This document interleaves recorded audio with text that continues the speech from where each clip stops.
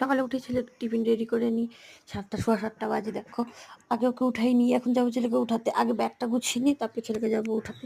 ব্যাগটা গুছিয়ে নিয়ে ছেলের গরম করে ছেলেকে যাবো এখন উঠাতে। যে উঠিয়ে রেডি করে ছেলেকে খাওয়াচ্ছি, খাইয়ে দিয়েছি, বের করে দিয়েছি। রেডি করে ওর বাবা চলে এসছে, বাবাই নিয়ে যায়, বেশিরভাগ আমার সাথে যেতে চায় না। ও চলে যাওয়ার পর একটু চা বানিয়ে নিলাম, নিজের সাথে একটু সময় কাটিয়ে তারপরে চলে আসছি রান্নাঘরে। সকালের জলখাবার রেডি করে এই করতে করতে চলে এসেছে। এসেই দেখো কার্টুন মোবাইল দেখছে। ওর বাবাও খেয়ে চলে গেল। তারপরে ছেলে বলছে মা রেজাল্ট দিয়েছে। রেজাল্ট তো না, খাতা দিয়েছে।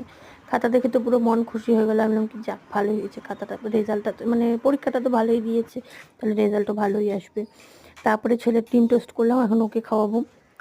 খাইয়ে দিয়ে রান্নাঘরে চলে আসছি রান্না সারতে। এই দেখো এখন ভাজা টাজা করছি। সকালে একটু হালকা পাতলা জল খাওয়ার করেছিলাম, তারপরে এখন ভাজা আর তরকারিটা করব। করে এই দেখছি কার্টুন দেখছে আর একজন, আর এদিকে খেলাও করছে।